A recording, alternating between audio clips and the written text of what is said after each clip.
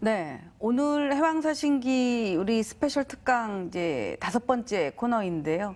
오늘은 제가 이 거의 뭐 완결편이다라고 할 수 있는데 우리 지금까지 쭉 알려드렸었던 시그널 및 그리고 마지막 후반부의 코너의 바이셀 신호에 대한 설명을 드리도록 하겠습니다. 주식이든 또는 해외 선물이든 동일한 것은 나한테 트레이딩이란 종목과 험난한 인생을 동행하는 것이 아니다. 종목마다 각각의 다 특성이 있는데 여러분들이 해외 선물을 앞에서 우리 그런 얘기했죠. 아무것도 하지 않으면 아무것도 할 수가 없다. 그런 것처럼 보고 내가 거래를 하든 안 하든 간에 어떤 거래에 대한 뭐 관심이 많다라고 한다면 그들을 알아가는 방법도 굉장히 중요하다. 그러나 종목을 가지고 동행하는 것은 아니다라는 것은 반드시 좀 알아두셔야 될 것 같습니다. 또한 두 번째로 이거는 뭐 나름대로 저는 꽤 중요하다라고 생각을 하는데 정말 좋은 자리에서 이거 들어가십시오라고 했는데도 불구하고 진입을 못해요. 그 이유는 이 많은 움직임을 제가 등에 딱 지고 진입을 해라 라고 얘기를 해주는데도 불구하고 본인들이 생각을 합니다. 본인들이 생각하니까 어떻게 돼요? 빠르게 움직여야 될 자리에서 깊이 생각하니까 진입을 못하죠. 그리고 빠르게 오랫동안 생각해야 될 자리에서 미리 들어가 버리니까 거기에 대한 부담감, 불안감으로 인해서 정작 수익이 날 때는 제 수익을 못 내게 됩니다. 그래서 그 이유는 즉 신법, 마인드라고 하죠. 이 신법이 불안하기 때문에 우리 멘탈이라는 얘기를 하게 되는데 신법이 불안하기 때문에 발생할 수밖에 없는 것이다. 신법이 잘못되면 기법이 설 자리가 없다. 제가 지금 뭐 다이버전스가 어떻고 MACD가 어떻고 뭐 오실레이터가 이렇게 됩니다. 이런 얘기를 아무리 좋고 잘 맞게 해드려도 심리가 불안하면 이들이 안 보이죠. 그래서 언제 보입니까? 다 끝나고 나서 보입니다. 아, 그때 그랬을 걸. 이렇게 후행성으로 보게 되는데 여튼 여러분들이 트레이딩을 하는 자세가 되려면 신법이 먼저 안정이 돼야 된다. 신법이 잘못되면 기법이 설 자리가 없다라는 거, 이 점도 반드시 기억을 좀 해두셔야 될 것 같습니다. 이 새드 엔딩, 즉 실패죠. 깡통으로 가는 실패의 공통적인 느낌은 하락에 대한 두려움이 그 바탕에 있기 때문이다. 하락을 즐기기도 하고 하락을 간다면 어디까지 갈 것인가, 내가 어느 선까지 가야 되는가, 이런 것들을 해주셔야 되는데 거기에 대한 두려움이 너무 많기 때문에 여러분들이 기본적으로 트레이딩 하는 데 있어서 오로지 돈만 갖고 클릭만 하는 게 트레이딩이 아니다. 이 해외 선물에 대한 거래를 앞으로도 계속해서 관심이 있고 하려고 한다면 이 1, 2, 3에 해당되는 거는 여러분들이 반드시 좀 짚어봐야 되지 않을까, 이런 관점에서 1강 포인트로 짚어드렸습니다. 자, 2강 포인트는 뭐였습니까?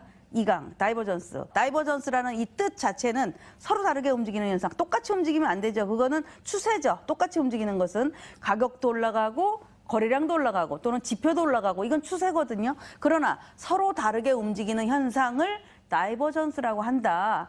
그래서 주가나 우리 보통 주식으로 따진다면 주가, 우리 이렇게 해외 선물로 따진다면 가격이 되겠죠. 가격의 추세 진행, 가속도가 감소하는 예를 들어 가속도가 올라가는 이 가속도가 이렇게 감소를 합니다. 감소하는 현상을 말하게 되고 반면에 이 가속도가 올라가는 반면에 지표가 먼저 빠지게 되면 어떻게 돼요? 아, 곧 추세 전환이 올 수 있겠구나라고 해서 이 추세 전환을 파악하는 데 용이하다라는 말씀을 드렸습니다.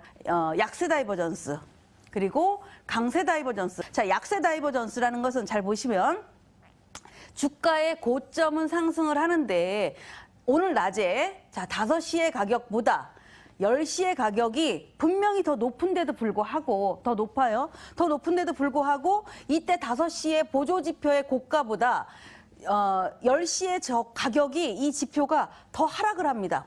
똑같이 올라가야 되잖아요. 가격이 올라가니까 지표도 올라가줘야 되는데 지표는 못 올라가고 있습니다. 그러면 곧 약세로 전환하겠구나 라고 예상하는 거죠. 마찬가지로 강세 다이버전스는 주가의 저점은 하락하고 있는데 지표는 올라가고 있다. 곧 조만간에 상승, 강세로 전환을 할 수 있겠구나라고 해서 이 약세 다이버전스, 강세 다이버전스 두 가지만 알아도 충분하다라는 말씀을 좀 드릴 수가 있고요. 과거에 제가 만들어놨었던 이 달러 인덱스를 보면 이렇게 우리 1월달, 2월달이죠. 이렇게 지표는 올라오고 가격은 저점을 갔다가 돌아서는 그런 흐름들을 좀 가지고 있는데 그 후에 보면은 이런 그림들 예를 들어서 달러 인덱스는 상승을 하는데 반면에 유로 같은 경우 이렇게 큰 하락이 좀 나와 있다. 지금 이때 만들었던 가격보다도 지금도 아직까지도 훨씬 더 많이 낮아 있다라는 것들을 살펴보신다면 큰 그림, 큰 흐름을 볼 때 많은 좀 도움이 되지 않을까라고 보고 있습니다. 그러니까 세 번째 강의에는 핵심은 요거예요. 미국의 금리가 상승을 하게 되면 금리가 상승하게 되면 어떻게 돼요? 미국채와 금은 대체 관계이기 때문에 금리가 상승을 하게 되면 국채는 당연히 떨어지죠. 금값도 하락을 하게 됩니다. 그래서 이들이 하나의 안전자산이라고 하지만 금리가 상승한다? 이들이 하락할 수 있겠구나. 특히 국채는 무조건 하락을 하겠구나. 또 금은 인플레이션에 맞춰서 2% 이상을 올라간다면 안전자산으로 금을 좀 사놔야지 라고 해서 금값을 또 움직일 수 있다. 내가 트레이딩을 위한 차트 세팅의 기술을 알려준 것은 포지션 진입 시점과 손절매 또는 익절 실현 시점을 파악하는데 용이하게 써라라는 관점에서 이 트레이딩 세팅의 기술을 설명을 드렸습니다. 그래서 거기에 이제 4가지로 제가 활용법을 해드렸죠. 이 오실레이터라는 것은 가격을 가지고 만들어졌다. 그래서 방향성 지표다. 행보의 오실레이터가 눈곱이 작으면 매수나 매도의 거래량이 작구나. 그러나 조만간에 어느 한쪽으로 방향을 잡아주겠구나라고 하는 하나의 어떤 전환점 역할을 하기 때문에 오실레이터는 방향성 지표이고 행보장에서 전환점을 포착하는 데에 적합하다라는 말씀을 드렸고요. 일목균형표 물론 기준선이 있고 전환선이 있고 그 역할이 굉장히 중요하지만 기준선 전환선의 역할보다는 제가 적용을 하는 것은 구름충을 기준으로 구름충하고 너무 이격이 공간이 많이 벌어지면 각이 구름충까지 가게 되고 구름충을 돌파하면 구름충이 지지가 되고 구름충 아래로 깨게 되면은 구름충이 저항이 되는 그런 역할이기 때문에 매물대로 활용을 해라. 그리고 또 하나 여러분들이 익숙하지 않은 이 CCI라는 것은 이 괴리, 주가 평균과 주가 사이의 편차를 나타내는 지표인데 잘 활용해라. 잘못 오해를 하면 또는 잘못 이론을 이해를 하게 되면 실패한다. 과매수, 과매도가 위험 구간이 아니라 과매수, 과매도는 가장 가격이 많이 움직이는 구간이기 때문에 진입 시점과 아직도 내가 과매수네 버텨도 된다. 아직도 과매도네 버텨도 된다. 라고 하는 어떠한 버티기의 그 관점으로 보시면 된다라는 말씀을 드려놨고요. 그리고 가격 박스는 볼린저 밴드하고도 비슷하다. 제가 하나증권을 아마 많이 적용을 해봤었는데 가격 박스를 놓고 본다면은 중장기적인 관점에서 주가에 대한 지지와 저항을 논할 수 있다. 자, 중장기적인 관점이라는 것은 15분 차트를 가지고 중장기적인 관점을 볼 수가 없습니다. 최소한 60분, 120분 이렇게 본다면 가격 박스가 천천히 움직이겠죠. 그래서 이 추세가 아직까지도 행보구나 아니면은 하락으로 전환을 했구나 이런 것들을 좀 판단할 수가 있고요. 그래서 이걸 기준으로 우리가 트레이딩 짧은 분 차트라든가 또는 틱 차트에서의 활용법은 청산 시점, 가격 박스 상단에 부딪혔느냐 아니면 하단에 부딪혔느냐 이 청산 시점과 중심값을 가지고 손절 컷의 기능을 가지고 수 있다. 자, 상승으로 전환하는 것은 중심값을 돌파하면서 신호가 나올 때, 하락으로 돌파하는 것은 중심값을 가지고 하락으로 내려갈 때 하는 것이 이렇게 가격 박스의 활용도다라는 말씀을 드렸습니다. 가격 박스도 있고 구름충도 있고 오실레이터도 있고 CCI도 있고 4가지를 한 화면에 다 담아놓게 된다면 자기가 매매하는 데 있어서 기준치를 가질 수 있다. 충분히 로스컷을 안 당하고도 또는 추격 매매하지 않고도 이게 하락인지 상승인지를 논할 수 있다라는 그런 말씀까지 요약을 해서 좀 드려봤습니다. 사실은 이게 제 개인적인 신호이기 때문에 이거를 길게 해드릴 수가 없어서 조금 짧게 잡아봤습니다. 저의 시그널에는 제 음성이 들어가 있어요. 그래서 골드 매수 신호, 골드 매도 신호 이렇게 제 목소리가 신호가 발생할 때마다 나옵니다. 이 헬로 바이셀 시그널의 특징은 5가지로 요약을 해봤습니다. 틱 차트와 분 차트를 통해서 추세와 단타 매매 모두가 가능하다. 거의 제가 창에 보여드리는 것은 틱 차트를 보여드립니다. 그러나 시장이 요즘같이 변화가 클 때는 뭘 봐야 돼요? 분 차트를 봐야 됩니다. 그럼 분 차트를 보게 된다면 나름대로 길게 가져갈 수 있는 긴 폭이 나오게 되죠. 그리고 화살표가 상승, 매수 신호 발생은 빨간색의 상승 삼각형이 나오게 되고요. 매도 신호 발생하면은 검정색의 매도 신호 삼각형이 나왔습니다. 이거는 전략 시그널, 즉 보여지는 시그널이기 때문에 매매 도구가 아니라 전략 시그널이어서 제가 화살표 뭐 매도, 매수 이렇게 하지 않고 삼각형으로 만들어놨고 이걸 음성 시그널로 알려주는 효과를 가지고 있고요. 중심선을 기준으로 앞에서 말씀드렸었던 가격 박스죠. 앞에 제가 설명드렸었던 이 네 가지가 다 녹아있는 게 바이셀이다라고 보시면 됩니다. 바이셀 차트. 이 바이셀 차트에는 중심선을 기준으로 진입 시점의 판단이 좀 수월하다라는 거. 그리고 반드시 오실레이터가 들어가야 된다. 오실레이터의 흐름으로 오실레이터가 양운의 중심선을 돌파하면서 매수 신호가 나왔다면 이건 매수를 해라. 중심선을 이탈하면서 영역까지 가치가 있다면 이건 매도를 해라. 괜찮다. 컷은 어떻게 잡는다?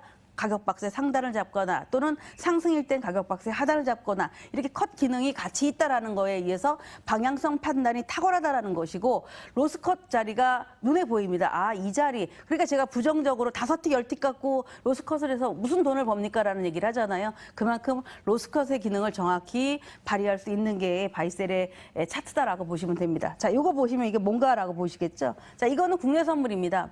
뭐냐 하면 오늘은 이제 박스권의 흐름이기 때문에 거의 뭐 잠깐만 매매를 했는데 어제예요. 자, 이게 바이셀 국내 선물이에요, 국내 선물. 자, 국내 선물에 오전에 이렇게 가격이 많이 빠졌을 때와 12시쯤에 오실레이터가 이렇게 높아집니다. 가격은 계속해서 빠지는데 그러다 보니까 오후에는 약간의 반등을 줘요. 자, 그 이전에 이렇게 제가 이제 차트를 조금 크게 뽑다 보니까 납작해졌는데 아침 출발 그 전일부터 매도 신호가 이렇게 나오죠. 그런데 개파락을 해든 어쨌든 간에 여기서부터 매도 신호가 이렇게 나옵니다. 어떻게 나왔나 보세요. 중심선을 한 번도 못 올라가죠. 그래서 이 중심선이 중요하다라는 얘기를 드리는 겁니다. 중심선 아래서 계속 매도 신호, 매도 신호, 매도 신호 몇 번이 나왔다. 어제 7번이 나왔다. 자그마치 314, 국내 선물 314포인트대에서 308포인트까지 올라가는 대략 한 7포인트 동안에 7번의 매도 신호가 나오는 겁니다. 그러니까 오전 내내 매도를 들어갈 수 있는 기회를 많이 줬다는 거죠. 그래서 이게 국내 선물이 되었든 해외 선물이 되었든 간에 굉장히 필요한 신호이기 때문에 여러분들이 뭐 활용을 좀 많이 하셨으면 좋겠다라는 거고요. 자, 이거는 제가 30분 차트, 그러니까 우리가 제가 지금 계속해서 뭐 다이버전스 이런 걸 설명드리기 위해서 30분 차트를 가져왔잖아요. 그래서 30분 차트로 이 바이셀의 신호가 나왔던 거를 캡처를 해봤습니다. 자, 보시면 오실레이터가 이렇게 있죠. 오실레이터. 밑에 오실레이터가 있어요. 그리고 중심선을 기준으로 거의, 중심선을 기준으로 거의 매수 신호가 이렇게 나옵니다. 그죠? 매수 신호가 나오는데 중간에 음봉도 당연히 나와요. 당연히 음봉도 나오는데 그러나 오실레이터가 이렇게 양운을 유지하고 있을 때는 아무리 음봉이 나온다 하더라도 매도에 대한 유혹을 적게 갖거나 짧게 하거나 갖지를 않아야 됩니다. 보시면 이렇게 양운이 이루어지는 이 구간 동안에 국채가 119짜리부터 어디까지 갔냐 하면 대략 한 120.24까지 갔습니다. 그러니까 엄청 많이 간 거예요. 이 숫자는 돈으로 따진다면 굉장히 크거든요. 그래서 이런 흐름이 이렇게 이어지고 있고 오늘 같은 경우는 지금 현재 국채가 이렇게 박스권에서 왔다 갔다 하는 흐름을 보이고 있죠. 앞에 고점을 만들어놨기 때문에 이렇게 만들어 놓은 거가 이 10년 국채 30분 차트의 바이셀 신호이고 유로 FX 뭐 지금도 여전히 급등락이 큰데 유로 FX 보세요. 자, 여기까지는 계속 매도 영역이었죠. 음의 영역, 그죠? 음의 영역에 지속적으로 매도 신호인데 앞에서 우리 국내 선물에서도 보여드렸듯이 중심선을 한 번도 넘지 않습니다. 유로 FX는 정말 뭐 번개불 같이 움직이는 종목이잖아요. 국채하고는 달라요. 국채는 묵직한데 그럼에도 불구하고 중심선을 돌파하지 않고 계속 하락 신호가 나왔다라는 거고 그 후에 양 전환을 하면서 매수 신호가 나오면서 이렇게 중심선 위로 올라갑니다. 그러니까 오실레이터가 양운에 눈금이 한 2-3개 정도 나오면 혹시 내가 물리는 거 아닌가라고 생각하지 말고 그 정도 가면 거의 알고리즘이 손절매를 안 맞는다라고 얘기했잖아요. 그래서 그런 구간에서는 그냥 매수를 쭉 들어가도 된다 이런 말씀을 드리는 거고요. 또 크루드 오일 어제 우리 그저께 화요일이죠. 화요일날 제가 질문하셨을 때 68불 넘으면 팔아야 됩니다. 66불이 저점입니다라고 했잖아요. 보시다시피 크루드 오일이 이렇게 올라간 겁니다. 올라가 놓고 지금은 다시 오늘 67불도 이탈하는 그런 흐름들을 가지고 있어서 추세도 논할 수가 있고 단기 트레이딩을 할 수도 있는 게 바이셀 시그널의 특징이기 때문에 여러분들이 이렇게 방송 시청권을 가지고 들어오시는 분들은 이런 흐름들을 좀 많이 들으시고 좀 이해를 하셨으면 좋겠다라는 관점에서 이렇게 준비를 좀 해봤습니다.